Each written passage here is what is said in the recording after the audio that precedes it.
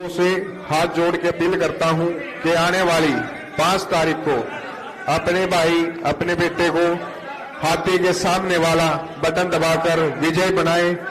आपकी जीत मेरी जीत होगी। मैं एक नारा लगाऊंगा, आपको नारा लगाना है सभी साथियों को मेरे साथ। जय भीम, मान्यवर काशीराम अमर रहे, बहन कुमारी मायावती जिंदाबाद, जिंदाबाद, बहन कुमारी मायावती जिंदाबाद, जिंदाबाद। इन्हीं शब्दों के साथ मैं आप सबका धन्यवाद करता हूं यहाँ पधारने पर। सभी साथियों को जय भीम, जय मान्यवर काशीराम। बहुजन समाज पार्टी जिंदाबाद, बहन कुमारी मायावती जिंदाबाद, और साथियों, अभी आपने असंध विधानसभा क्षेत्र के हमारे सम्मानित प्रत्याशी गोपाल राणा जी को सुना और उन्होंने आपको एक आश्वासन दिया कि वो आपके साथ कंधे से कंधे मिलाकर चलेंगे। मेरी भी आपसे ये अनुरोध है कि उनको सहयोग करें और ज्यादा से ज्यादा वोटों से उनको जिताने की जो है ना मैं अपील करता हूं। और मैं अब अनुरोध करता हूं कि हमारे हरियाणा प्रदेश के सम्मानित प्रभारी रणधीर बेनीवाल साहब, जो चंडीगढ़, पंजाब और हरियाणा प्रदेश के 3 प्रदेशों के प्रभारी हैं, वो आपको अब संबोधित करेंगे। मैं ये कहना चाहूंगा कि यहाँ बहुजन समाज पार्टी और इनेलो के बहुत सारे पदाधिकारी साथी जैसे धर्मवीर पाडा जी, फूल सिंह मंजूरा जी और यशवीर राणा जी जो जिलाध्यक्ष हैं इनेलो के, और बहुजन समाज पार्टी के जो प्रदेश के सचिव रामदास कर्णवाल, सोनल अम्बेडकर और जिलाध्यक्ष ईश्वर चोरा, तो बहुत सारे पदाधिकारी यहाँ आज उपस्थित है। क्योंकि समय बहुत थोड़ा है, ये चौपाल कार्यक्रम है, तो मैं माफी चाहूंगा और मैं अनुरोध करूंगा प्रदेश के प्रभारी श्री रणधीर बेनीवाल साहब से कि वो आए अपनी बात रखें। जिंदाबाद, जिंदाबाद, जिंदाबाद, जिंदाबाद।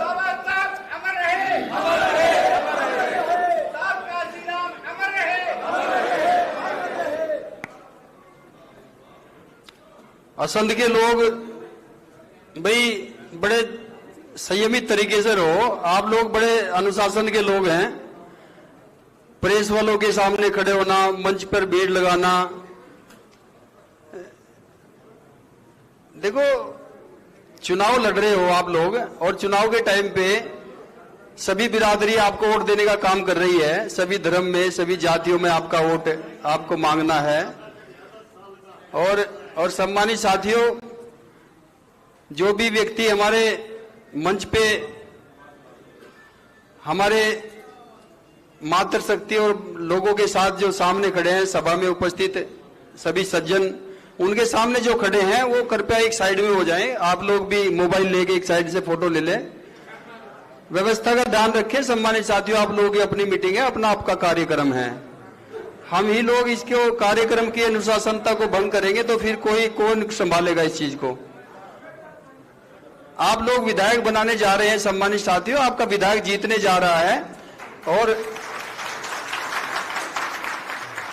कोई छवि ऐसी ना जाए जनता में या किसी पार्टी को ऐसा कोई संदेश देने का काम ना करो, कोई मुद्दा ऐसा देने का काम ना करो कि भाई जो गोपाल सिंह राणा जी के साथ लोग लग रहे हैं वो अव्यवस्थित हैं या दंगे वाले हैं। ऐसा संदेश देने का काम नहीं करना चाहिए। हमें बड़े अनुशासन में रह करके अपनी पार्टी को, अपने विधायक को जिता करके सदन में भेजना चाहिए। इसलिए सम्मानित साथियों,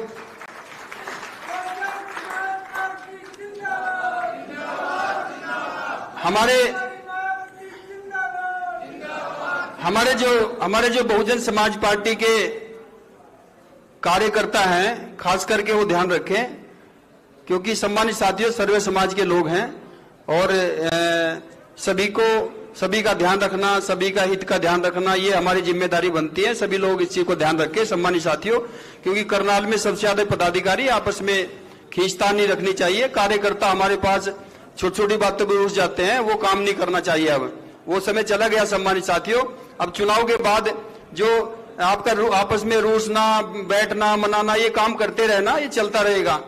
सम्मानित साथियों, बहुत सारे लोग छोटी छोटी बात पे रूठ जाते हैं, मेरा नाम नहीं लिया, मुझे मंच पे स्थान नहीं दिया, मुझे कुर्सी नहीं दी, मुझे बैठने को नहीं कहा। ये सब चलती रहेंगी सम्मानित साथियों। बहुत सारे लोग रूठ जाते हैं कि मुझे चाय पीने को नहीं कहा, मुझे खाना खाने को नहीं कहा। सम्मानित साथियों, ये जो कुर्सी है आपके बीच में, ये जो आप लोग जिस कुर्सी पे बैठे हैं, ये कुर्सी आर्टिफिशियल है, ये आर्टिफिशियल कुर्सी है। सम्मानित साथियों, आज है, 2 घंटे के बाद आप उस पे से उठेंगे, दूसरी जगह बैठ जाएंगे जाकर के। लेकिन जो 5 साल में एक बार प्राप्त करनी है आपको, वो जो चंडीगढ़ की कुर्सी, विधायक की कुर्सी है, उसको प्राप्त करने की लड़ाई आप लड़ रहे हैं, उसको लेने की लड़ाई लड़ रहे हैं आप लोग।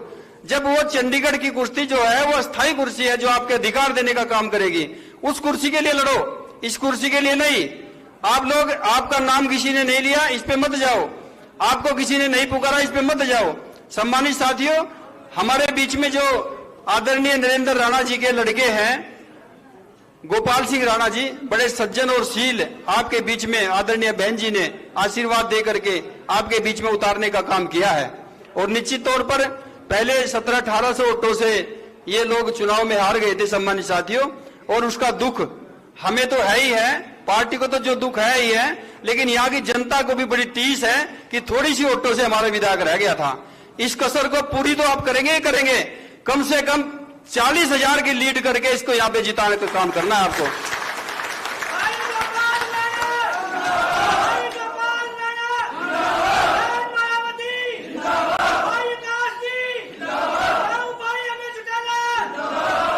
हमारे बीच में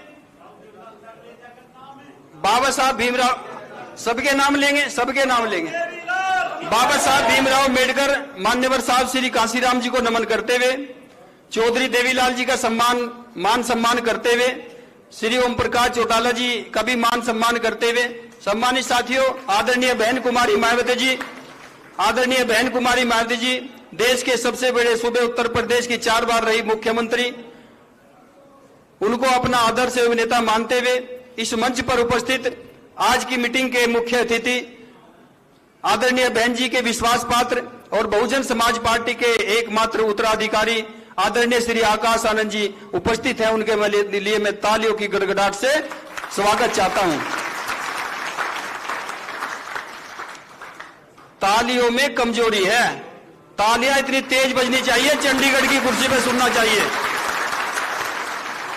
अगर आपकी तालियां चंडीगढ़ की कुर्सी पे चले गए तो समझो आज ही जीत गए, आज ही जीत गए। 5 तारीख को वोटिंग होगी, 8 तारीख को काउंटिंग होगी, लेकिन आज ही जीत गए।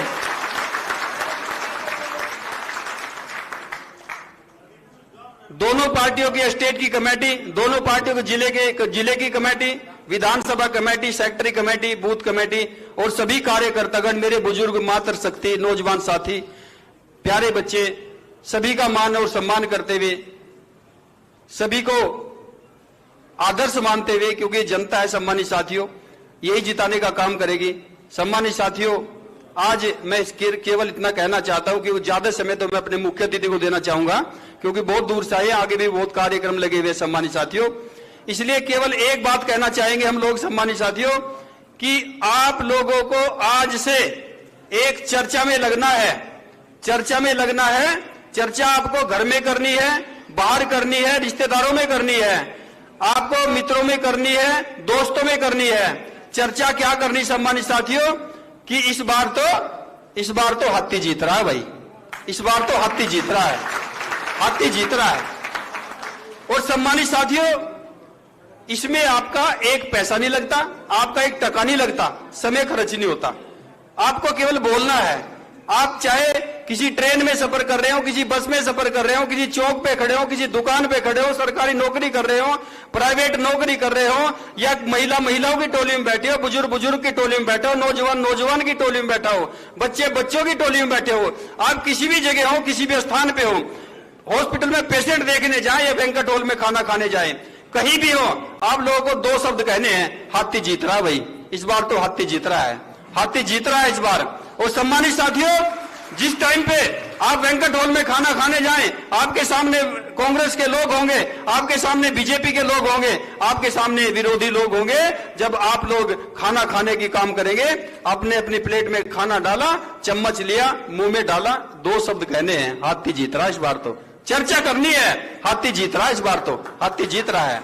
और जब आपके सामने जो कांग्रेस के व्यक्ति, बीजेपी के व्यक्ति होंगे, वो भी सुनने का काम करेंगे। और जब सुनेंगे, कहीं आप चौक पे भी खड़े हो वहां भी चर्चा होनी है, कहीं दुकान पे खड़े हो वहां चर्चा होनी है। जब आपके सामने कोई भी व्यक्ति खड़ा होगा, वो इस बात को सुनेगा कि हाथी जीत रहा है, तो अपने खेमे में जाकर के बोलेगा कि भाई वहां चर्चा ऐसी हो रही थी, हॉस्पिटल में ऐसी चर्चा हो रही थी, चौराहे पे ऐसी चर्चा हो रही थी, वेंकट हॉल में ऐसी चर्चा हो रही थी कि हाथी जीत रहा है। तो जो वहां पे चर्चा होगी, उनके लोगों का मनोबल डाउन होगा, और जो उनमें हमारे लोग भ्रमित होकर के शामिल हो रखे हैं, वो लोग अपने घर में वापस आने का काम करेंगे।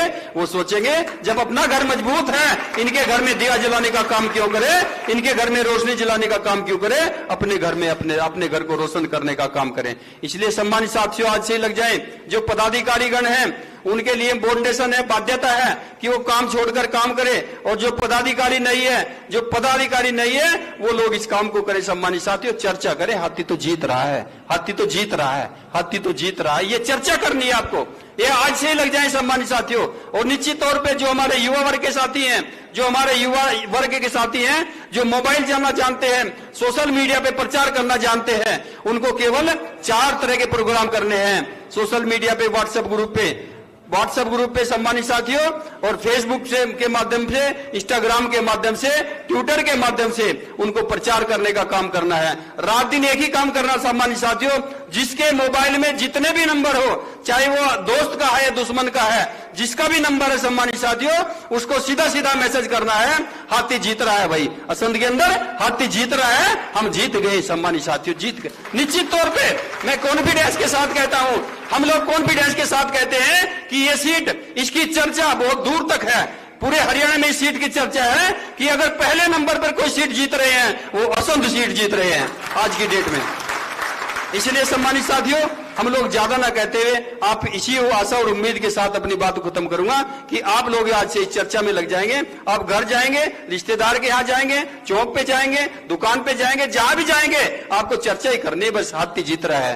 गोपाल सिंह राणा जिंदाबाद, गोपाल सिंह राणा जिंदाबाद, बहन कुमारी मां जिंदाबाद, ये आपको नारे लगाने हैं जगह जगह सम्मानित साथियों। इसलिए अपनी बात को खत्म करते हुए मैं इस देश के युवा दिलों की धड़कन, अपने शब्दों से युवा दिलों के अंदर जगह बनाने वाले और बहुजन समाज पार्टी के एकमात्र उत्तराधिकारी आदरणीय श्री आकाश आनंद जी को मैं आग्रह करता हूं कि वो अपने शब्दों से जनसभा को संबोधित करने का काम करें। बहुजन समाज पार्टी जिंदाबाद, बहुजन समाज पार्टी जिंदाबाद, जिंदाबाद जिंदाबाद। इनेलो बसपा गठबंधन जिंदाबाद, जिंदाबाद जिंदाबाद। इनेलो बसपा गठबंधन जिंदाबाद, जिंदाबाद जिंदाबाद। इनेलो बसपा गठबंधन जिंदाबाद, जिंदाबाद जिंदाबाद। बहन कुमारी माता जी जिंदाबाद, जिंदाबाद जिंदाबाद। श्री ओम प्रकाश चौटाला जी जिंदाबाद, जिंदाबाद जिंदाबाद। श्री अभय सिंह चौटाला जी जिंदाबाद, जिंदाबाद जिंदाबाद। गोपाल सिंह राणा जिंदाबाद, जिंदाबाद जिंदाबाद। श्री गोपाल सिंह राणा जिंदाबाद, जिंदाबाद जिंदाबाद। श्री आकाश आनंद जी जिंदाबाद, जिंदाबाद जिंदाबाद। श्री आकाश आनंद जी जिंदाबाद, जिंदाबाद जिंदाबाद। बहुजन समाज पार्टी जिंदाबाद, जिंदाबाद जिंदाबाद। माननीय आकाश आनंद जी।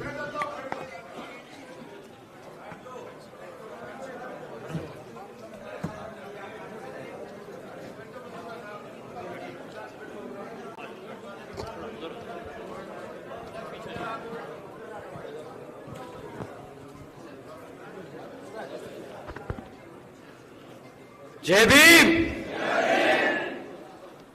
साथियों, यहां पर कितने लोग चाहते हैं कि आप गोपाल जी को जिताकर विधानसभा भेजेंगे?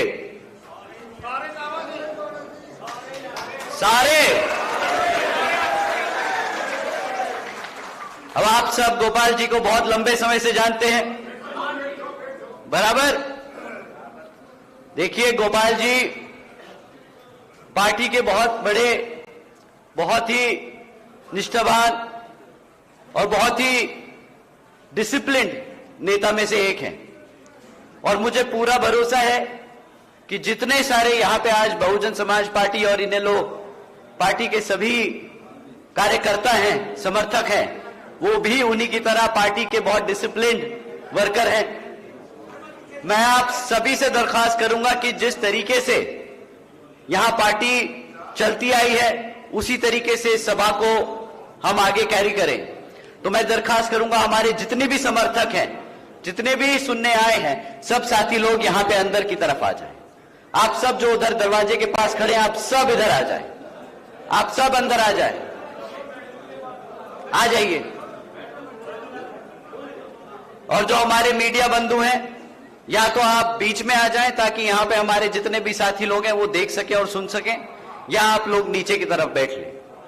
ठीक, आइए, आप सबसे दरख्वास्त है कि आप या तो बीच में आ जाएं ताकि पीछे के लोग देख सकें और सुन सकें। आप सबको रिस्पेक्ट दें, वो आपको रिस्पेक्ट करते हैं। आप सब प्लीज जगह दें, प्लीज। आप सब सेंटर में आ जाएं ताकि सब लोग देख सकें। और जो मंच पे सब एक्स्ट्रा लोग हैं वो सब इधर चेयर पकड़ लें, एक एक चेयर लेके बैठ लें। जो मंच पे भी एक्स्ट्रा है वो चेयर लेके बैठ लें।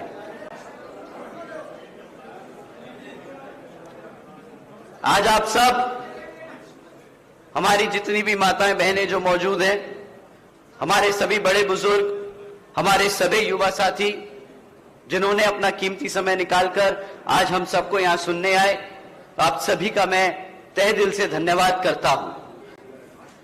साथ ही आज इस विशाल चुनावी जनसभा को सफल बनाने के लिए हमारे बहुजन समाज पार्टी के और इंडियन नेशनल लोकदल के सभी पदाधिकारी एवं नेतागण और हमारे सबसे महत्वपूर्ण हमारे मूवमेंट की जान हमारे कार्यकर्ताओं ने जो मेहनत करी है इस जनसभा को सफल बनाने में, आप सभी का भी मैं तहे दिल से धन्यवाद करता हूं।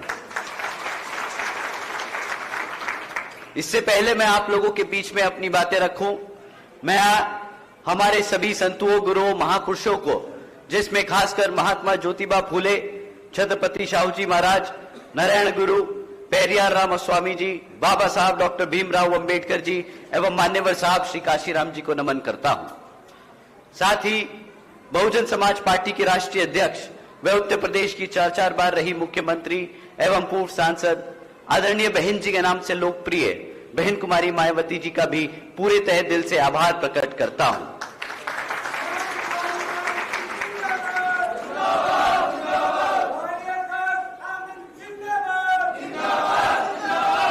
साथियों, मैं हमारे alliance partner Indian National Lokdal के संस्थापक एवं पूर्व उप प्रधानमंत्री श्री चौधरी देवीलाल जी को भी तहे दिल से नमन करता हूं। साथ ही साथ इंडियन नेशनल लोकदल के राष्ट्रीय अध्यक्ष श्री ओम प्रकाश चौटाला जी और इनेलो के राष्ट्रीय महासचिव और हमारे गठबंधन की ओर से हरियाणा प्रदेश के मुख्यमंत्री के उम्मीदवार श्री अभय सिंह चौटाला जी का भी तहे दिल से आभार प्रकट करता हूं। साथियों, जैसा कि आप लोग जानते हैं कि अभी हाल ही में सुप्रीम कोर्ट ने एक सब कास्ट कैटेगराइजेशन के बारे में जजमेंट पास किया था। अगर आप लोगों के इसके बारे में नहीं पता तो मैं आप लोगों से दरखास्त करूंगा कि आदरणीय बहन कुमारी मायावती जी ने इस पे प्रेस कॉन्फ्रेंस कर हम सबको आगाह भी किया है और इसी से रिलेटेड हम सब ने, बहुजन समाज पार्टी ने भारत बंद भी किया था कुछ दिन पहले। ये जो जजमेंट पास हुआ है इसको मैं आप लोगों को समक्ष में बताना चाहूंगा।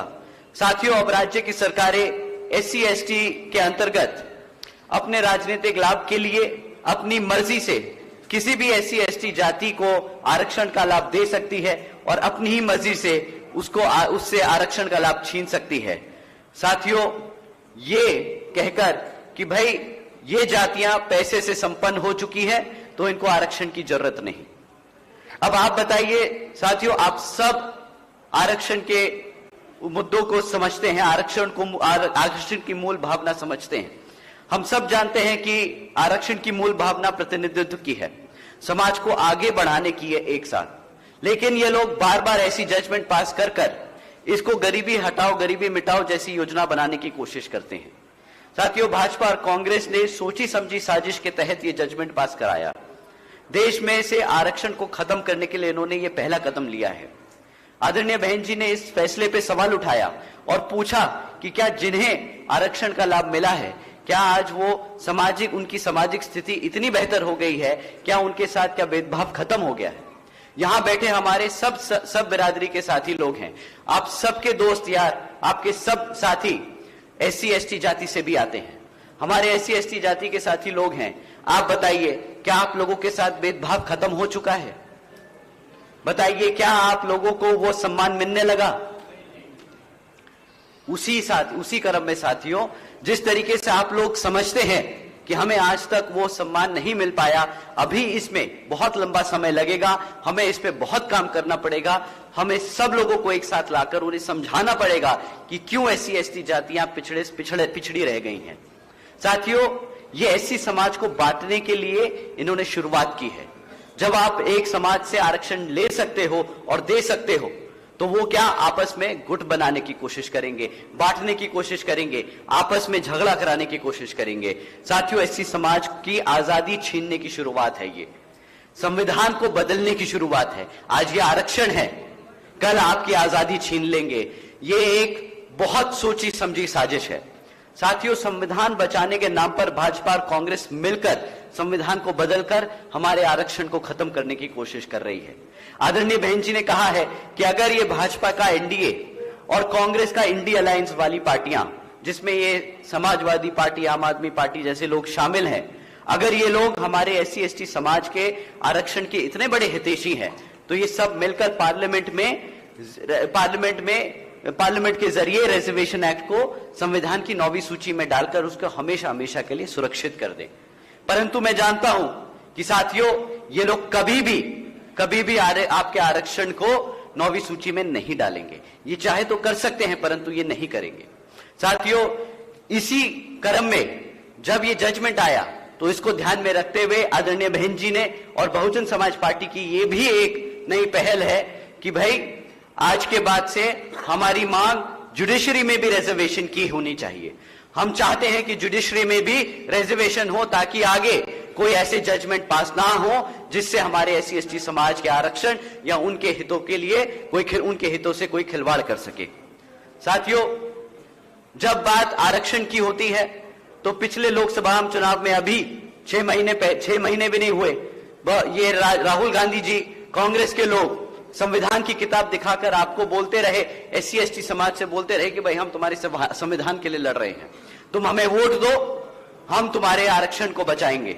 परंतु जब ये जजमेंट पास हुआ, तो आप जानते हैं राहुल गांधी जी ने क्या स्टैंड दिया, उन्होंने क्या अपना डिसीजन दिया? कुछ नहीं, मुंह पे चुप्पी साधे विदेश भाग गए और पीछे से खरगे जी को आगे कर दिया। कांग्रेस के राष्ट्रीय अध्यक्ष श्री खरगे जी ने प्रेस कॉन्फ्रेंस करके उन्होंने स्टेटमेंट पास करी कि भाई आरक्षण तो पंडित नेहरू जी और गांधी जी की देन है। भाई ये समझते हैं कि भाई संविधान में आरक्षण बाबा साहब ने नहीं दिया, ये कहते हैं पंडित नेहरू जी और गांधी जी ने दिया है हमारे समाज को आरक्षण। अब राहुल गांधी जी तो चुप बैठे, विदेश पहुंच गए, वहां पे किसी ने उनसे सवाल कर लिया कि भाई आप बताइए रिजर्वेशन पे ये जो जजमेंट आया उसका क्या है? तो वो वहीं पे जजमेंट अपने स्टैंड क्लियर करके बोलते हैं, भाई जिस दिन हमारा अच्छा समय आएगा उस दिन हम संविधान से आरक्षण खत्म कर देंगे।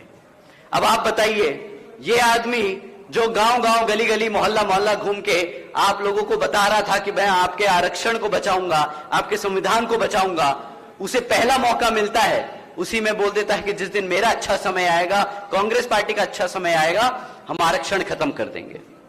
अब आप ही बताइए, क्या कांग्रेस को हक है? आप लोग मानते हैं कि कांग्रेस को वापस आना चाहिए अपने हरियाणा में? आपको लगता है क्या कांग्रेस पार्टी आपके समाज के हित में काम करेगी? साथियों, ये हित तो दूर की बात है। यहां पर आप लोगों ने सुना होगा श्री कुमारी शैलजा जी के बारे में किस तरीके से गंदे गंदे शब्द का इस्तेमाल किया गया है।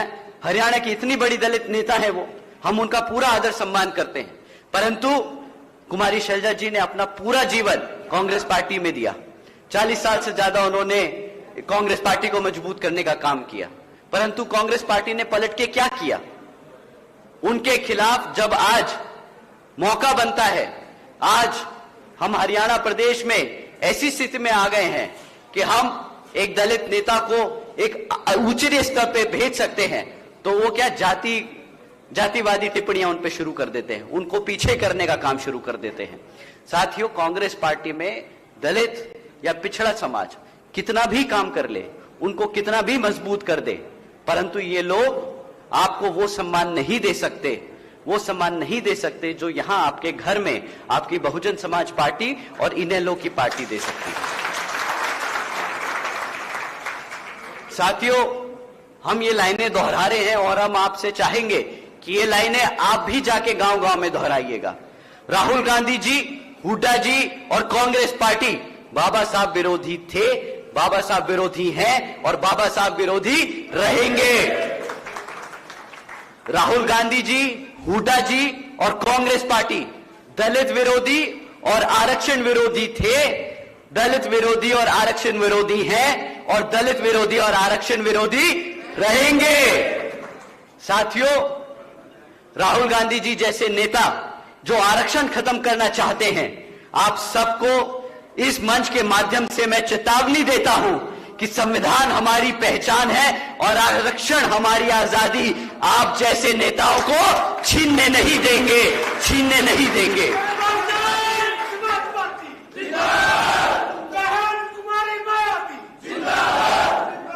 श्री अभय सिंह चौटाला जी।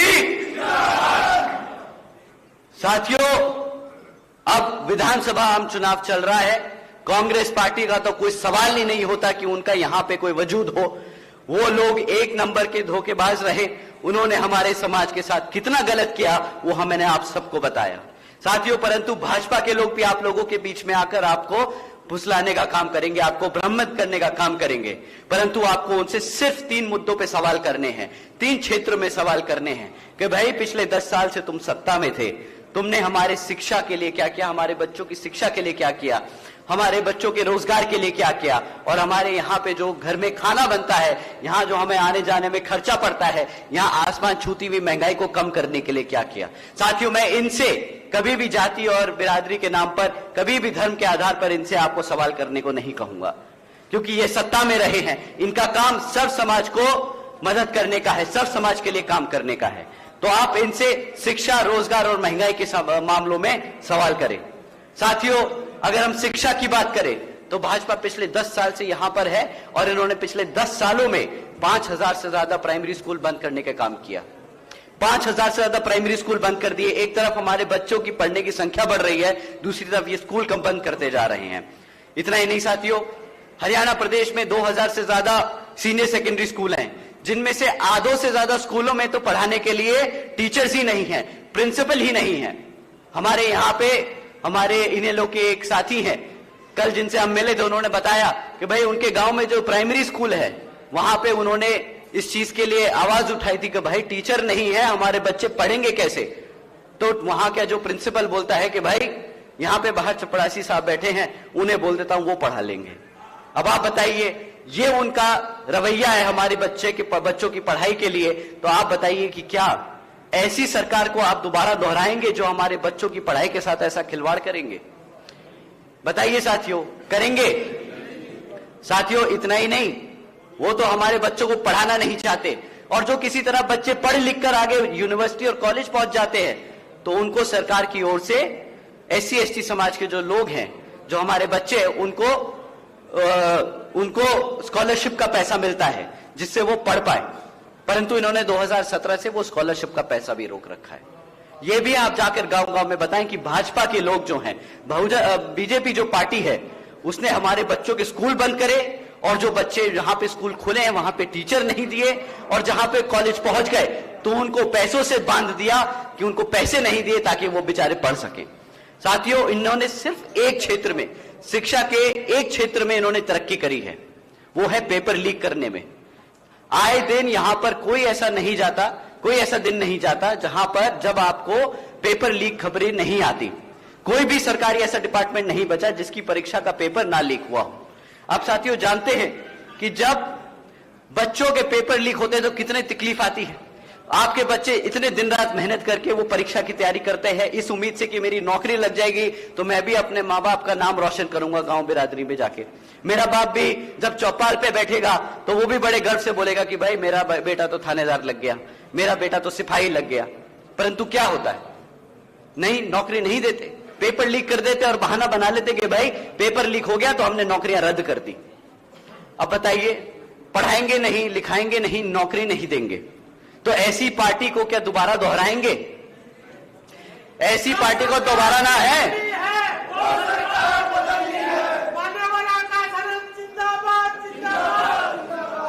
साथियों, एक तरफ ये भाजपा की सरकार जो ऐसे काम करती है, दूसरी तरफ आदरणीय बहन कुमारी मायावती जी के शासनकाल में जिस तरीके के काम हुए वो मैं आपको बताता हूं। आदरणीय बहन जी ने 12वीं तक की शिक्षा फ्री में देने का काम किया था। हमारी बच्चियों को 12वीं तक 7 लाख से ज्यादा बच्चियों को पढ़ाने का काम किया बहन जी ने। उसके साथ साथ बहन जी ने अपने शासनकाल में 6 इंजीनियरिंग कॉलेजेस बनवाए थे, 24 पॉलिटेक्निक, 2 होम्योपैथिक, 2 पैरामेडिकल कॉलेजेस थे, 6 इंटरनेशनल यूनिवर्सिटीज बनवाई थी, 200 से अधिक इंटर डिग्री कॉलेजेस, 100 से अधिक ITIs, 550 से ज्यादा हाई स्कूल और 5,500 से ज्यादा प्राइमरी स्कूल बनवाए थे। उसी तरह जब आप गोपाल जी को यहां से विधानसभा भेजेंगे ना, तो वो वापस आके उतनी ही संख्या में यहां पर आपके बच्चों के लिए शिक्षा का प्रबंधन करेंगे, उनके लिए प्राइमरी स्कूल और हाई स्कूल्स खुलवाएंगे आपके क्षेत्र में। साथियों, अब मैं अपने युवा साथियों से बात करना चाहूंगा। यहां पे कितने बच्चे हैं जो बेरोजगार घूम रहे हैं? हाथ उठा के बताएं कि कितने बच्चे बेरोजगार हैं और पढ़े लिखे हैं। सब कॉलेज पर, सब जो यहां पे 12वीं और कॉलेज पास है, बताइए। पैरामेडिकल पास। साथियों, आपका ही नहीं, पूरे हरियाणा में 40% युवा आज बेरोजगार घूम रहा है। और साथियों, ऐसा नहीं है कि बेरोजगारी का कोई मुद्दा है यहां पर, कि वो यहां पे रोजगार नहीं है, काम नहीं है। आप जानते हैं कि सरकार के पास 2 लाख से ज्यादा सरकारी पद खाली पड़े हैं। अगर वो चाहे तो यहां पर हमारे सभी युवाओं को 2 मिनट में रोजगार दे सके, वो 2 लाख पद भर दे और सबको रोजगार दे दे, परंतु वो ये रोजगार नहीं देते। आप जानते हैं, जिन बच्चों को रोजगार, जो पढ़े लिखे बच्चे हैं, जिनको कॉलेजेस में एक बार को रोजगार लग गया था, एक बार नौकरी लग भी गई थी, उन्हें कॉन्ट्रैक्चुअल जॉब दी थी, उन्हें परमानेंट नहीं किया। 10 साल से कॉलेज के लेक्चरर्स जो बैठे हैं वो बेचारे परमानेंट होने की मांग कर रहे हैं, पर आज तक परमानेंट नहीं किया। हमारे यहां पे जो क्लेरिकल वर्कर्स हैं, वो अपनी बेसिक पे को 35,000 रुपए की मांग कर रहे हैं, उनकी भी नहीं सुनी। साथियों, इन्होंने क्या किया है? ये सरकारी डिपार्टमेंट चलाने के लिए उन्होंने क्या किया? उन्होंने सिर्फ कौशल विकास जैसी योजनाएं चलाकर जो पक्की नौकरियां हैं उनको भी कच्चा करने का काम किया है। एक तरफ ये लोग हैं जो पक्की नौकरियों को भी कच्चा कर रहे हैं, जो सरकारी पद खाली पड़े उन्हें भरने का काम नहीं कर रहे और हमारे बच्चों को रोजगार नहीं दे रहे, उन्हें गुलाम बनाने की कोशिश कर रहे हैं। और एक तरफ इनेलो बसपा की सरकार है। साथियों, जैसे आदरणीय बहन जी ने यूपी में 90,000 से ज्यादा शिक्षकों को रोजगार दिया था, 1 लाख से अधिक सफाई कर्मचारियों को रोजगार दिया था, 2 लाख से अधिक पुलिस फोर्स में भर्ती करी और 30 लाख से ज्यादा सभी अपर कास्ट के समाज के हमारे भाई हैं, जो युवा साथी हैं, उनको विभिन्न सरकारी पदों पे नियुक्त करने का काम किया था। साथियों, उसी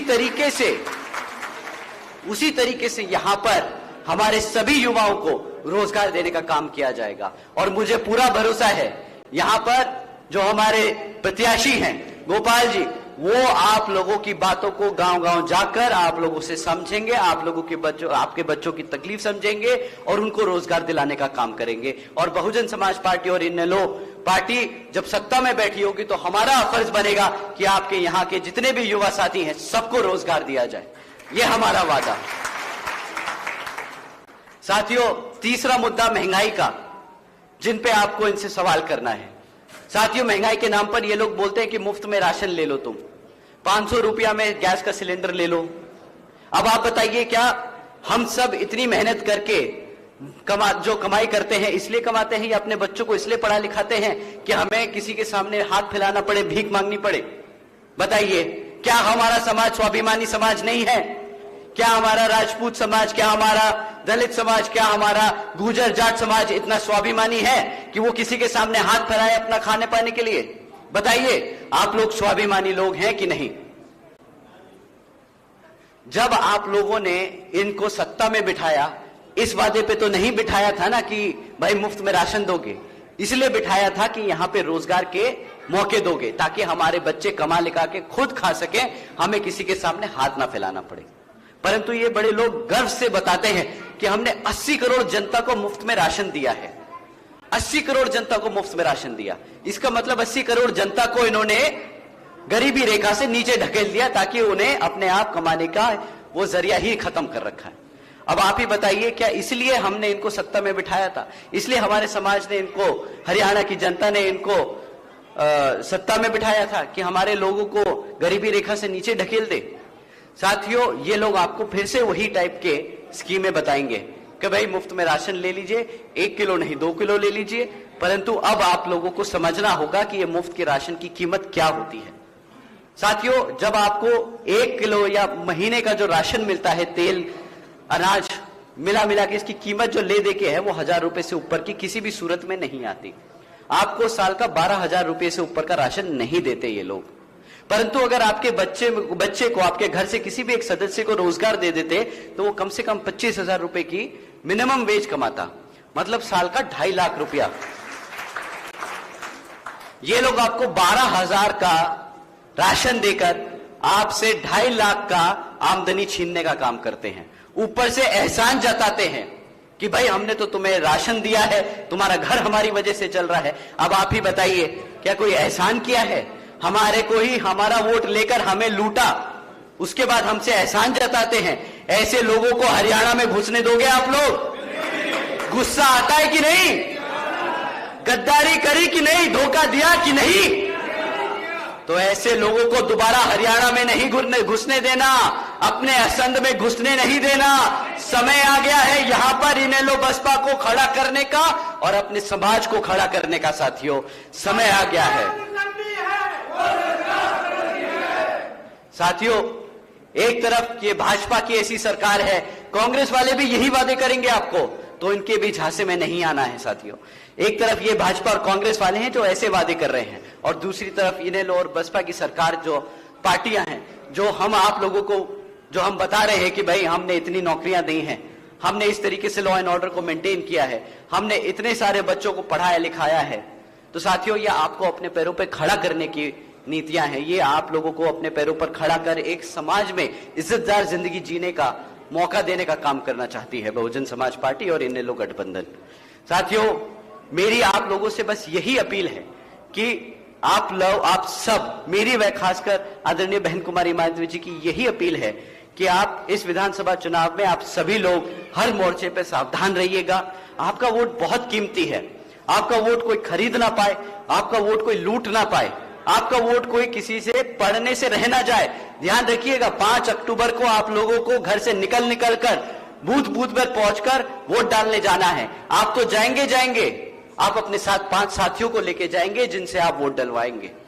मैं आप लोगों से दरखास्त करूंगा कि भाई किसी भी जाति, बिरादरी, धन, बल, मंदिर, मस्जिद या किसी भी भावना आदि के नाम पर आपको कोई भटका ना ले, कोई दुरुपयोग ना करने आपके वोट का। क्योंकि साथियों, देश की हर महिला, पुरुष व युवक को वोट देने का अधिकार परम पूज्य बाबा साहब डॉक्टर भीमराव अंबेडकर जी की अति महत्वपूर्ण देन है।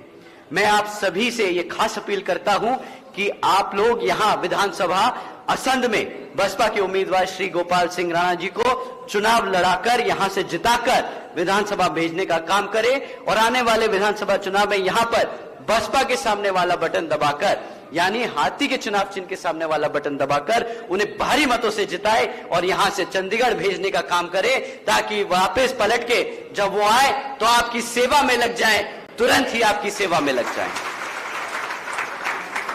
साथियों, ये मेरे साथ मैं दरखास्त करूंगा हमारे प्रत्याशी जी को ये लाइन दोहराने के लिए। सर,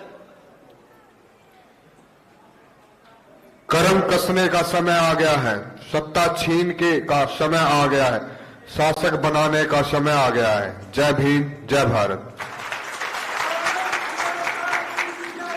साथियों, आप लोग अपनी कमर कस लीजिए, आप लोग अपनी कमर कस लीजिए, क्योंकि सत्ता छीनने का समय आ गया है। ये आपकी ओर से सत्ता छीन के आपके हाथों में देने का काम करेंगे और अब पहली बार हरियाणा में यहां की जनता शासक बनेगी, यहां के समाज शासक बनेंगे, ना कि कोई और आपके ऊपर राज करेगा। जय भीम, जय भारत।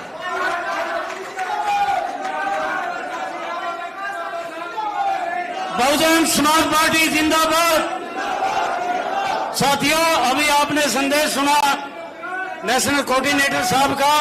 मेरा ये अनुरोध है कि आप उस पे उस पर ध्यान देते हुए और आप अपने उम्मीदवार को जिताने का काम करेंगे।